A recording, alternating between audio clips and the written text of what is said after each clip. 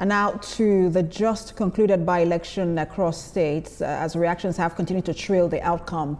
In Anambra State, Governor Charles Soludo says the results of the by-elections in the southeast states is an indication that the Labour Party and the African Democratic Congress are non-existent in Anambra State. The governor revealed this on Sunday during an event in Nanka in celebration of the victory of the All Progressives Grand Alliance. Governor Soludo said the ADC opposition coalition wanted to use the by-election in Anambra to test its popularity, but the people spoke overwhelmingly with over 75%.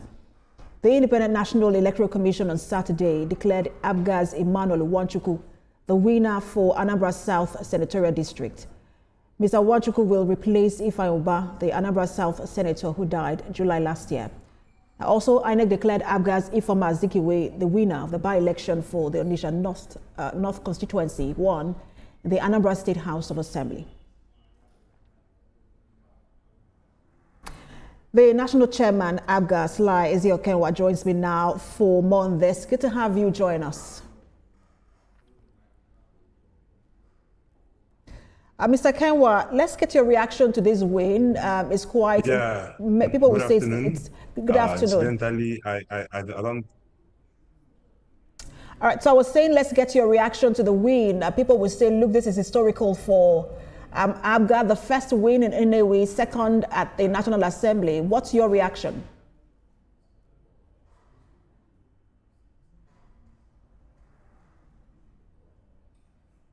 And we are trying as much as possible to equally remain humble and magnanimous in victory.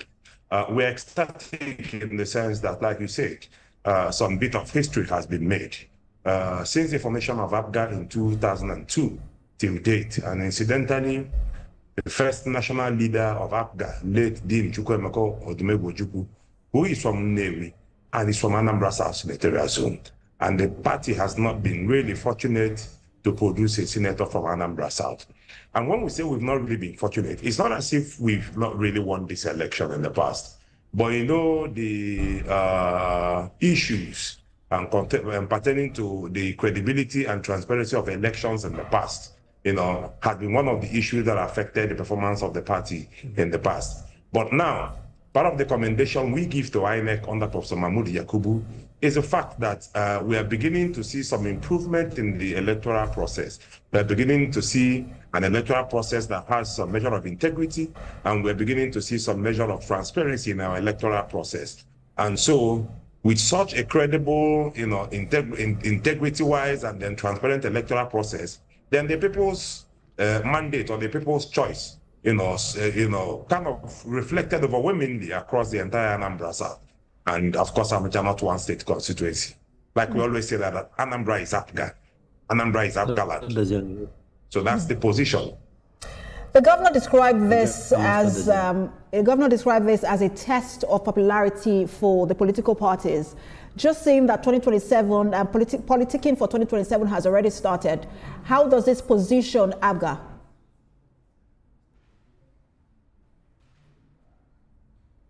Well, for us, the discussion of the Mr. Governor is apt. I will say apt because prior to this election, we know and we've always maintained and we've always known that Anambra is at home with Abga. And given the trajectory of development that Abga has been able to bring into the governance system in Anambra from 2006 till date, we were not left in any doubt as to where the minds of the people are and the mandate of the people resides. And so for us, we weren't really bothered about the election. But then, before this election, we saw a coalition of forces, what I may call a coalition, where we saw the Labour Party presidential candidate in 2023, the senator representing Anambra North, some of the members of the National Assembly, you know, who came down to Onitsha and Anambra South, and then trying to, you know, bring on manner of campaign into the fray. Campaigns for us that were really unnecessary. And trying to make it look like it was going to be a show of force. And then we said, fine, let's know where the mandate and the will of the people reside. And of course, on Saturday, the people spoke resoundingly In fact, this is the first election we are seeing where our candidates are getting about 77% of the votes. And then if you do a thorough analysis of the results, in Anambra South, we won 99.99% of the polling units. I'm not saying 70, I'm not saying 80. 99.99% of the polling unit result were won by APGA. And in Onitsha North one is almost 100%. And so such monumental victory is unprecedented in the history of our state. And that shows you that the people have continued to repose their trust in APGA. And they're not willing to change anytime soon. And what led to this? It's very simple. If you look at what Mr. Governor has been able to do in office in the past 3 years plus, if you go crisscross the entire length and breadth of Anambra State, virtually all the local, third roads being connected, we have, women going to hospitals, public hospitals, to have free delivery, free antenatal and post delivery. I wish we could speak more on that, but our time is up, Mr. Eze-Okenwa. Because we also know that this election was marred by violence. Someone died. The deputy governor and the commissioner for environment were attacked.